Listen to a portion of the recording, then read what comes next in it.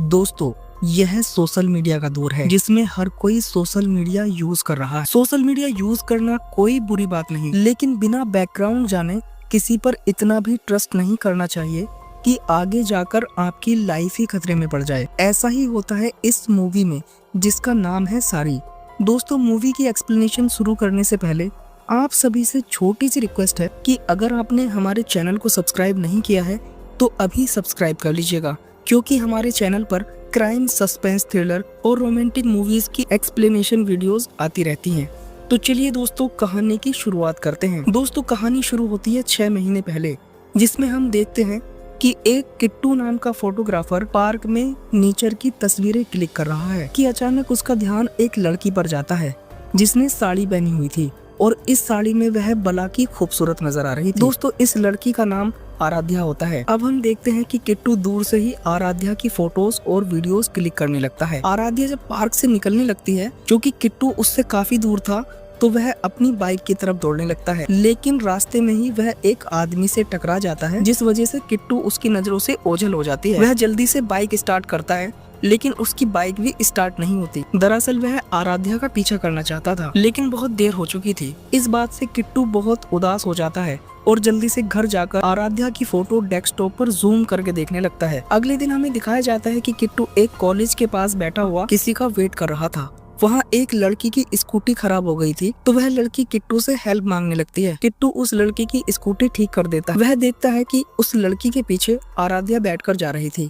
किट्टू जल्दी से bike start करता है और आराध्या का पीछा करने लगता है। वह आराध्या का पीछा करते करते उसके घर तक चला आया था और उसे पहली बार आराध्या का नाम मालूम पड़ता है। इस बात से वह पागलों की तरह खुश होने लगता है। इसके बाद हमें आराध्या के घर का सीन दिखाया जाता है, जहाँ पर वह घर पहुँचते ही अपनी माँ पर गुस्सा करने लगती है और वह बताती है कि उसके भाई राज ने उसके कॉलेज के एक लड़के को बहुत पीटा, क्योंकि आराध्या की इंस्टाग्राम की पोस्ट पर वह लड़का उल्टे सीधे कमेंट कर रहा था। वहाँ पर हम आराध्या के भाई राज को भी देखते हैं, जो हट्टा कट्टा बॉडी बिल्डर लड़का था। वह अपनी माँ से बोलता है कि आराध्या से कहो, जब वह सिंपल रहती है और साड़ी पहनती है तो इंस्टाग्राम पर वीडियोस डालना भी बंद कर दे। आराध्या की माँ भी उसे समझाती है कि बेटा राज सही बोल रहा है। तब तक आराध्या के पापा घर आ चुके थे। वह घर का माहौल देखकर समझ गए कि आराध्या को डांट पड़ रही है।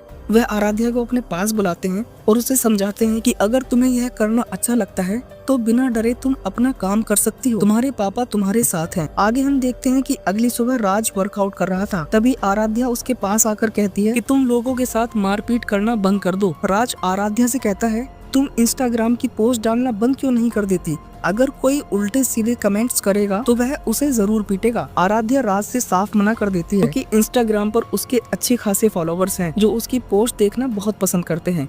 अगले सीन में हम देखते हैं कि किट्टू इंस्टाग्राम पर आराध्या की प्रोफाइल खोजने की कोशिश कर रहा है। काफी देर बाद उसे आराध्या की इंस्टाग्राम प्रोफाइल मिल जाती है। वह देखता है कि आराध्या ने इंस्टाग्राम पर बहुत सारी फोटोज डाली हुई हैं, जो केवल साड़ी में होती हैं। वह उन फोटोज को देखकर एकदम पागल हो गया था और उसका बिहेवियर भी एकदम चेंज हो गया था। वह बिना रुके आराध्या की सभी फोटोज लाइक करने लगता है और हर फोटो पर कमेंट करने लगता है, आई एम ए फोटोग्राफर, मैं आपकी फोटोज क्लिक करना चाहता हूँ, मुझे बस एक मौका दें। यह सारे नोटिफिकेशंस आराध्या पर भी पहुंच रहे थे, लेकिन वह उन्हें इग्नोर कर देती है। अगले दिन किट्टू आराध्या के घर पहुंच जाता है, लेकिन आराध्या घर पर नहीं थी। इससे उसका दिमाग और खराब हो जाता है और वह वहां से भाग आता है। घर आकर वह इतना अजीब बिहेव करता है जैसे कि कोई सनकी पागल हो। अब वह फोन निकालकर आराध्या को बहुत सारे मैसेज करता है कि क्या हम मिल सकते हैं, मैं एक फोटो शूट करना चाहता हूं। इतने सारे मैसेज देखकर आराध्या अपने घर वालों और फ्रेंड से बात करती है, लेकिन इसके लिए उसे कुछ समय चाहिए था। इस बीच हम देखते कि जहाँ भी आराध्या जाती, किट्टू उसे चुपके चुपके स्टॉक करता और उसकी तस्वीरें क्लिक करता रहता है। आराध्या भी यह नहीं जानती कि उसके साथ आगे इतना भयानक कुछ घटने वाला है कि उसकी लाइफ ही खतरे में पड़ जाएगी। कुछ टाइम सोचने के बाद वह किट्टू को रिप्लाई करती है कि कल किसी कैफे में मिलते हैं। आराध्या का रिप्लाई देखकर तो वह मानो आसमान में उछल पड़ा था। अगले दिन वे दोनों एक कैफे में मिलते हैं, लेकिन कॉन्फिडेंस की कमी होने की वजह से किट्टू आराध्या के सामने ठीक से बोल भी नहीं पा रहा था। वह उससे पूछती है कि तुम मेरी फोटोज क्यों क्लिक करना चाहते हो, लेकिन किट्टू तो उसकी खूबसूरती में इतना खो गया था कि वह एक लफ्ज भी बोल नहीं पा रहा था। फिर आराध्या उससे कहती है कि थोड़ा कॉन्फिडेंस बिल्ड करो। तभी उसके भाई का कॉल आ जाता है। किट्टू को लगता है कि उसके बॉयफ्रेंड का कॉल है, तो वह आराध्या से सीधे पूछ लेता है कि किसका कॉल था। तो वह बताती है भाई का और वहाँ से घर निकल जाती है। उसी रात आराध्या फिर से किट्टू को मैसेज करती है कि आज मैं आपको ज्यादा टाइम नहीं दे पाई, हम फिर से मिलते हैं। अब किट्टू जल्दी से मिरर के सामने कॉन्फिडेंस बिल्ड करने की प्रैक्टिस करने लगता है और अगले दिन टाइम से पहले ही कैफे में पहुंच जाता है। जब आराध्या कैफे में पहुंचती है तो वह आती हुई बहुत खूबसूरत लग रही थी। किट्टू उसे देख ही रहा था कि एक अनजान आदमी जानबूझकर उससे टक्कर मार देता है।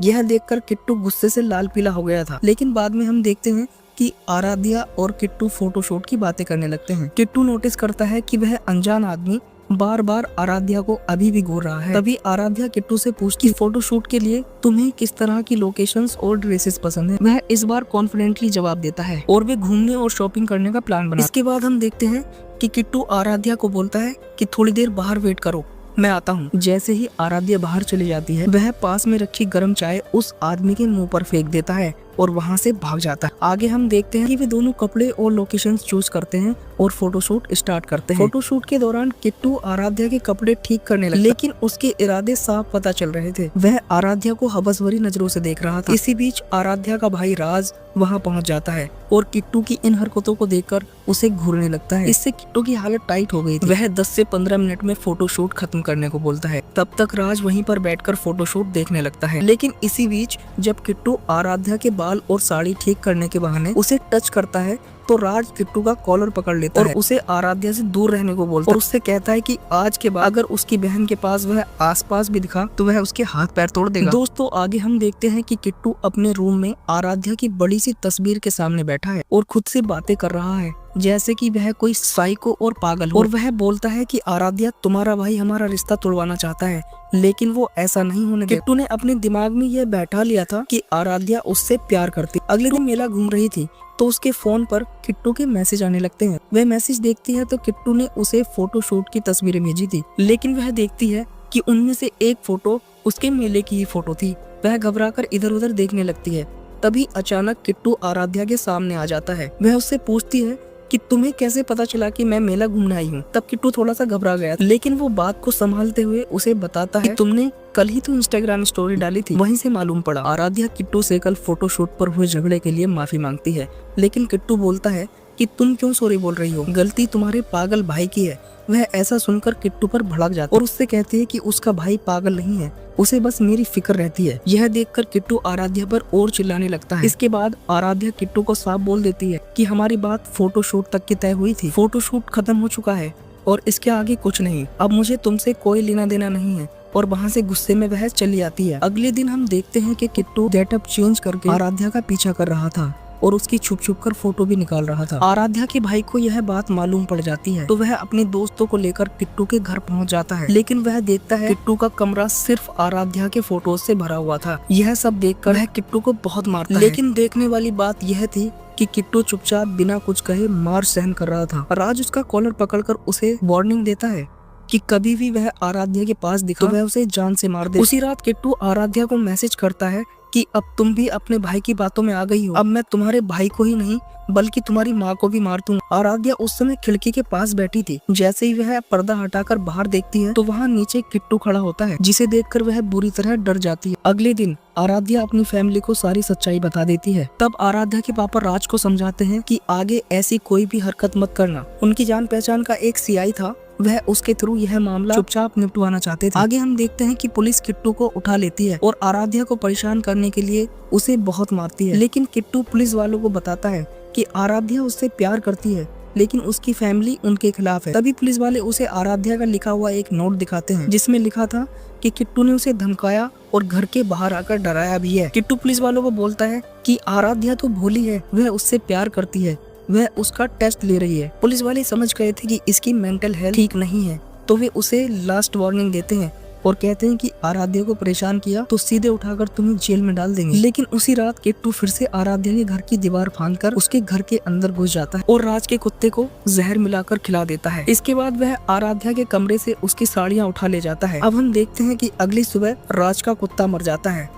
आराध्या की फैमिली को अब कुछ नहीं समझ आ रहा कि यह कैसे हो सकता है। दूसरी तरफ हम देखते हैं कि किट्टू आराध्या की साड़ी पहन अजीब अजीब हरकतें कर रहा है और नए नए प्लान बना रहा होता है। अगले सीन में हमें दिखाया गया है कि आराध्या घर पर लौटती है तो वह देखती है कि उसके घर के सामने कोई चादर ओढ़कर लेटा हुआ है। उसे शक हो जाता है, लेकिन वह आदमी ऑटो में बैठकर निकल जाता है। उसके बाद आराध्या अपने घर की तरफ बढ़ने लगती है, लेकिन किट्टू अचानक उसके पीछे आ जाता है और उसे किडनैप कर लेता है। आराध्या को सुनसान जगह पर ले जाता है और उसे पीटना शुरू कर देता है। उसे लगता है कि आराध्या ने अपनी फैमिली की वजह से उससे मिलना बंद कर दिया है, लेकिन यहाँ आराध्या उसे साफ बोल देती है कि वह उससे प्यार नहीं करती। यह सब उसके दिमाग की ही सोच है, लेकिन किट्टू एकदम साइको हो गया था। वह मानने को तैयार ही नहीं था कि आराध्या उससे प्यार नहीं करती। वह उसे बताता है अब तुम कुछ दिन यहाँ उसके साथ ही रहोगी। इतने में वहाँ एक आदमी अंदर आ जाता है। किट्टू पीछे जाकर एकदम छुप जाता है और यहाँ आराध्या उस आदमी से हेल्प मांगने लगती है, लेकिन वह आदमी आराध्या की भाषा नहीं समझता।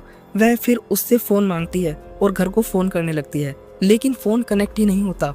वह फिर उस आदमी से बाहर जाने का रास्ता पूछने लगती है, तो वे दोनों मिलकर गेट की तरफ आगे बढ़ने लगते हैं, लेकिन वह देखते हैं कि किट्टू ने एक बड़े से ताले से गेट बंद कर दिया था। इतना वे दोनों को सोच पाते, किट्टू उस आदमी पर पीछे से हमला कर देता है। दोनों में फाइट होने लगती है, तो आराध्या पास के पड़े पत्थर से किट्टू को मारती है, लेकिन एकदम किट्टू उस आदमी के ऊपर से हट जाता है और वह पत्थर उस आदमी के ऊपर गिर जाता है। इस पर किट्टू आराध्या से कहता है कि वाओ, तुम भी मेरा साथ दे रही हो, चलो दिखाता हूँ मैं इस आदमी को कैसे मारता हूँ। वह पत्थर से उस आदमी को बड़ी ही बेरहमी से मार देता है। आगे हम देखते हैं कि आराध्या को कोई रास्ता नजर नहीं आ रहा था, तो वह झूठ ही किट्टू से आई लव यू बोल देती है और कहती है कि वह उसका टेस्ट ले रही थी। तुम उससे इतना प्यार करते हो कि किसी को भी जान से मार सकते हो। जैसे ही आराध्या उससे आई लव यू कहती है, वह उसे किस करने की बात करता है और आराध्या यहाँ पर फंस जाती है और वह उसे मना भी नहीं कर पाती। वह उसे जबरदस्ती किस करने लगता है। वह उसे बताता है कि अगर तुम उस दिन साड़ी की ड्रेस में नहीं होती तो शायद वह इतना पागल नहीं होता। अब वह किट्टू को यकीन दिलाने की कोशिश करती है कि वह उससे प्यार करती है। जल्दी उन्हें घर चलकर उसकी फैमिली से बात कर लेनी चाहिए, लेकिन किट्टू को अभी उस पर शक था, तो वह चुप रहता है। आराध्या इतने में किट्टू से कुछ खाने के लिए लाने को बोलती है। किट्टू चला जाता है। किट्टू के बाहर जाते ही वह उस आदमी का फोन ढूंढने लगती है, लेकिन उसकी बैटरी डेड हो चुकी थी, तो वह रोने लगती है।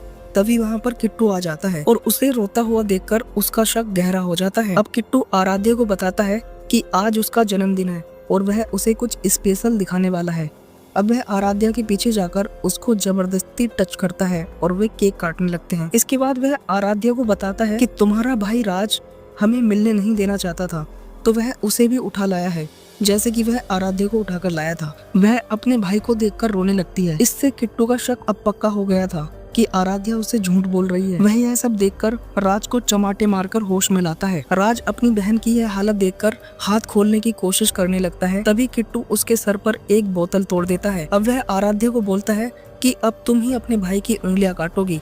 किट्टू सामने एक साड़ी रख देता है और बताता है कि याद है जब तेरा कुत्ता मरा था तो उसे किट्टू नहीं मारा था और आराध्या की साड़ी भी उसी ने चुराई थी।